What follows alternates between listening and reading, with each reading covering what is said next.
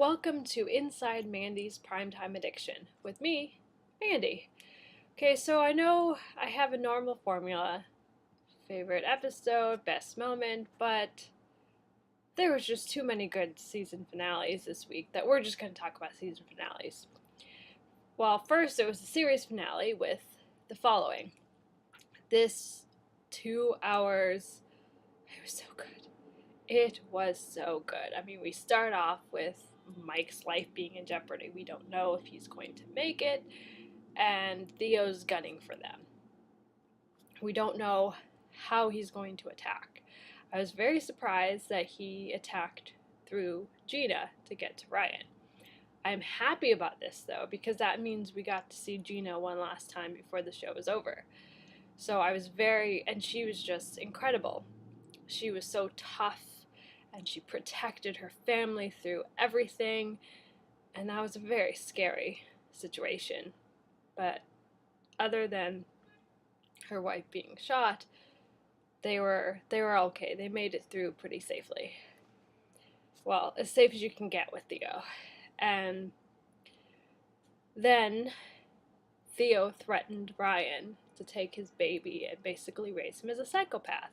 It was like, this is the best revenge ever, because it's not just killing him, it's passing on Theo's legacy, and that was good. And we knew that was going to upset Ryan. Luckily, Mike was okay in the end, and Mike and Max get to live happily ever after, unfortunately without Ryan. Now this episode was very interesting, because it wasn't set up to be a series finale. It was set up with a cliffhanger, and the WB is shopping the following around to other networks. No word yet if anyone is picking it up.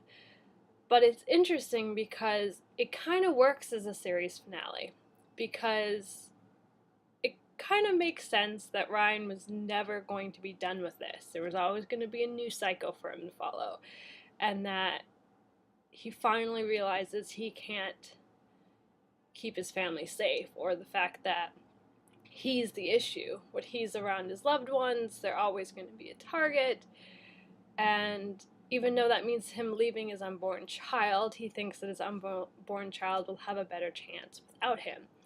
So it was really sad. It was kind of a good ending if this is going to be the ending, and it was sad when Max was looking out over the river and they couldn't find Ryan because, it's her uncle.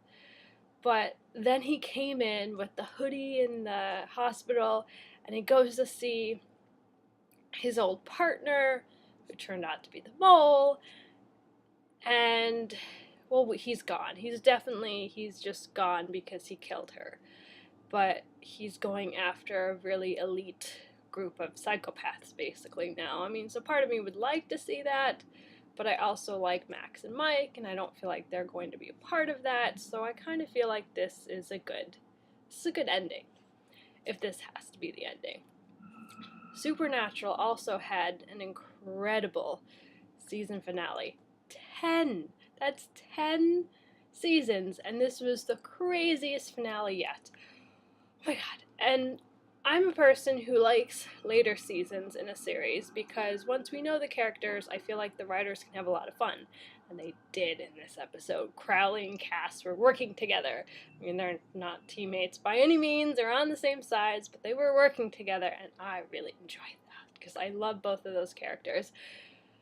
But I'm very worried because Verena set Cass on Crowley, and this is like a fight to the death, and I don't want either one of them to die, so this is a big cliffhanger for me, because it's like, no, neither one of them can die. Nope, you're writers, you are not allowed to kill them off.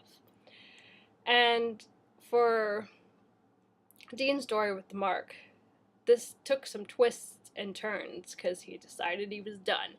He wanted death to kill him. And then he called Sam in, and then he was going to take Sam's life to protect himself, and I was just like, whoa, I didn't see that coming. And then all of a sudden he killed Death, and was like, well, this makes more sense, because why would he kill his brother? Even if that meant saving people, it was just like, whoa, just a lot of craziness going on. And then we learned a little bit more about the mark and the origins of the mark, that Lucifer had it, and that's what made him jealous of the humans and how all that started. But the mark is basically a lock and key for something called the darkness. We don't really know much about what this darkness is, but when Cass succeeds in the spell, because Sam, of course, said, do the spell no matter what, and Cass followed Sam's wishes, and the spell worked, and then the darkness came, and it looks a little bit like hell on earth, and I'm very, very worried, but kind of intrigued going into season 11. Is this going to be the last big bad that they face? Plus, of course, Rowena, that how powerful she was at the end. Did this spell help boost her power, or was she always that powerful to begin with? That's going to be interesting as well. So we have two big evils going into season 11, but what happens to Sam and Dean? Because the darkness just covered them. They couldn't get away. I don't know what that means for them. We have to wait all summer, and this is why I don't like summer. Chicago PD also had an incredible season finale. I mean, it had everything it normally does. It was an intense episode, but then it got really, really personal because, well, one of their own was killed, Commander Perry. Even though the bad guys were going after his nephew, he was the one who got killed, and that was really sad. And then when they finally tracked down his killer, they found out that Aaron was also a target. And of course, well, you don't mess with any of Voight's people to begin with, but Aaron is Voight's girl, and you don't mess with Voight's girl. So everyone was on high alert, and then Outwater stormed in and saved the day, which was really good. Could breathe a little bit after that, but through all this, Erin is still going down in her downward spiral. And all I knew, as soon as she was talking to her mother, nothing good could come from her talking to her mother. And it definitely didn't. Her mother has twisted things up and made her quit the police force, which is the really good thing that is in her life, and she's just continuing to go down. Voight can't get through to her. Jay tried to get through to her. I mean, I don't know who's going to be able to break through, because her mother's just got a hold of her, and it's not good. So we'll have to see what happens with Erin next season, if she can climb her way out of this big hole that she's dug for herself. So there was a lot of really good season finales, or series finales if you think about the following. And we also had some interesting news this week. I don't know if you're excited about the new show Supergirl that doesn't premiere until November. Well, the pilot was leaked to piracy sites, and as of Friday afternoon, 192,000 people had downloaded it. That's a lot. I don't know what the number is right now, but that's a lot.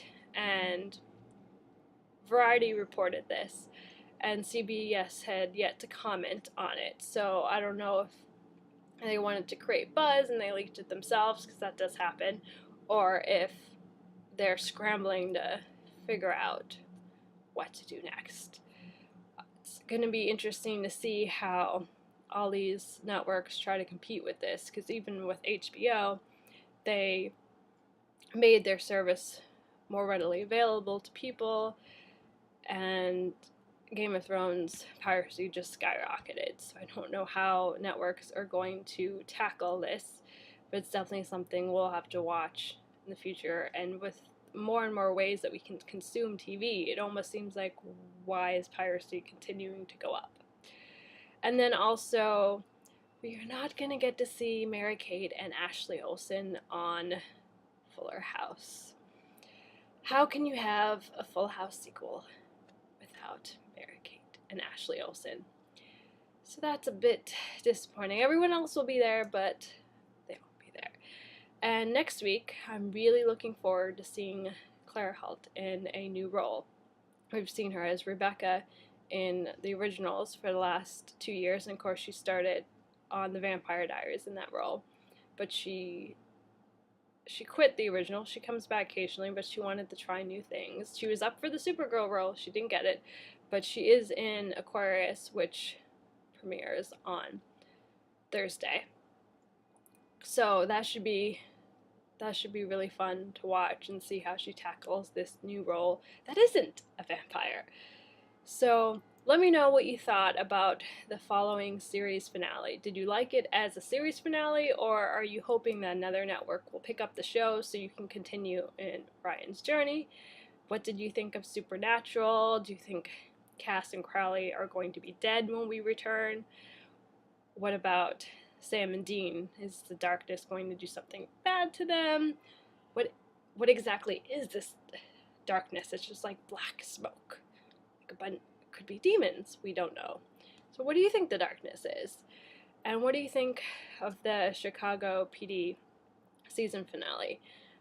Did you see Erin's departure from CPD coming, or was that a surprise for you? And what do you think about her mother? And what do you think about Mary-Kate and Ashley Olsen not going to be in the Full House sequel? And are you going to download Supergirl before it premieres in November, or are you going to check it out when it premieres? Let me know in the comments, and make sure to follow Primetime Addiction on Facebook and on Twitter at Primetime Drama, and you can also follow me on Twitter at MandyTT Carr. Have a good weekend, and happy Memorial Day. Bye!